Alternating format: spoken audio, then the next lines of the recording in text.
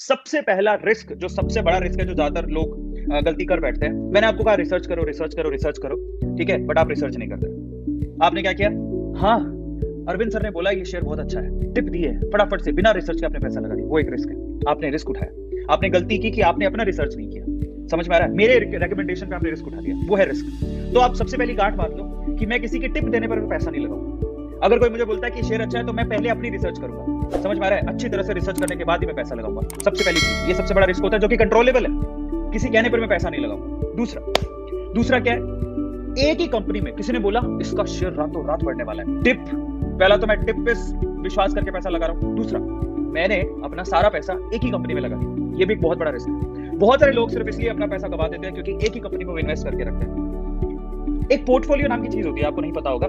Portfolio का मतलब ये होता है कि आपके डीमेट अकाउंट में आपने कितनी कंपनियों के शेयर खरीद रखे हैं, उस बंच को बेसिकली पोर्टफोलियो बोला जाता है। और आपका पोर्टफोलियो जितना डाइवर्सिफाई होगा, आपको लॉस होने के चांसेस उतने ही कम होंगे। तो बेसिकली आपको क्या करना होता है? किसी की टिप सुन के अपने को इन्वेस्ट नहीं करना है, या फिर एक ही कंपनी में इन्वेस्ट नहीं करना। हमें अपने पोर्टफोलियो को, जिसमें मैं इन्वेस्ट कर रहा हूं, मुझे डाइवर्सिफाई करना। मुझे एक ही कंपनी में पैसा नहीं लगाना, या एक ही सेक्टर में पैसा नहीं लगाना। समस्या क्या होती है? मैंने बोला बैंक वाले जो शेयर्स होते हैं बहुत अच्छा करेंगे, आपने ना चलो आप, और मैंने ये भी कहा कि आपको ना एक ही कंपनी पैसा नहीं लगाना, तो आपने क्या किया? एक ही सेक्टर पैसा लगा दिया। आईसीआईसी खरीद लिया, एचडीएफसी खरीद लिया, एसबीआई खरीद लिया, है ना, यस बैंक खरीद लिया, देना बैंक खरीद लिया, मल्टीबैगर खरीद लिया, और कोई चिप ग्रोथ मतलब ब्लू चिप वाले शेयर्स भी खरीद लिए, लेकिन आपने बैंक के सेक्टर में लगा दिया। लेकिन तब क्या होगा? जब मान लो गवर्नमेंट अचानक से बदल दी और गवर्नमेंट ने कहा कि आरबीआई नए रूल लेके आएगी, जब आरबीआई नए रूल लेके आएगी तो वो क्या होगा? सारे के सारे बैंक्स पे लगेगा, सारे बैंक के शेयर गिरेंगे। तब आप क्या करोगे?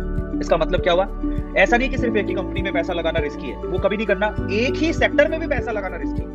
आपको ऐसा कभी नहीं करना कि आपने सारा का सारा बैंकिंग सेक्टर में पैसा चिपका दिया। आपको क्या करना है? थोड़े बैंकिंग सेक्टर के शेयर ले लिए अच्छे, थोड़े एफएमसीजी सेक्टर के शेयर ले लिए, थोड़े ऑटो सेक्टर के शेयर ले लिए, समझ रहा है, कोई पीएसयू सेक्टर के शेयर ले लिए, इंश्योरेंस सेक्टर के शेयर ले लिए, ठीक है, म्यूचुअल फंड वाले सेक्टर के शेयर ले लिए। आप उसको डाइवर्सिफाई करो, अपने सेक्टर वाइज भी डाइवर्सिफाई करो कि मेरे पास सारे के सारे सेक्टर हो, और अपनी एक ही कंपनी में पैसा भी कभी नहीं लगाना चाहिए। और ये सीख मुझे कब मिली थी? जब मैंने रेस बैंक में अपना, मतलब आप बिलीव नहीं करोगे, मेरा जितना पैसा था उसमें से 80%, शुरू की बात बता रहा हूँ, जो पहले दिनों की, जितना पैसा मैंने लगाया था उसका 80% पैसा मैंने शेयर मार्केट में येस बैंक पर लगा रखा था। जब येस बैंक डूबा, मतलब मेरा 80% पोर्टफोलियो का पैसा डूब चुका था। मैंने वहां से क्या सीखा? मैं भागा नहीं। मैंने वहां से ये सीखा कि पहली बात तो अब ये जो लॉस हो गया, जो हो गया, सबसे पहले तो एक ही कंपनी में पैसा कभी मत लगाओ। आपका पोर्टफोलियो डाइवर्सिफाई होना चाहिए, ठीक है। आज अगर मैं मेरी बात करूं तो मैंने, अगर मेरे पास पैसे थे तो मैंने कहां इन्वेस्ट कर रखे? मैंने प्रॉपर्टी में थोड़े बहुत इन्वेस्ट कर रखे हैं, थोड़ा बहुत शेयर मार्केट में इन्वेस्ट कर रखा है, थोड़ा बहुत गोल्ड में इन्वेस्ट कर रखा है, थोड़ा बहुत अपनी स्किल में, थोड़ा बहुत अपने बिजनेस में। तो मैंने डाइवर्सिफाई कर रखा है। भाई एक जगह से डूबेगा, सब जगह से थोड़ी डूब जाएगा। आ रहा है समझ में? तो ये बहुत इंपॉर्टेंट है, बहुत ज्यादा इंपॉर्टेंट है कि अपने पोर्टफोलियो को डाइवर्सिफाई करो इन्वेस्टमेंट के पर्पज से भी। Is this clear? और ध्यान रखो 10% मिनिमम, मैक्सिमम 20%। अगर 100 रुपया कमा रहे हो तो 20 रुपए से ज्यादा मत लगाओ शेयर मार्केट के अंदर। जरा समझो, अगर ये समझ में आता है तो आपको रिस्क वैसे ही कम हो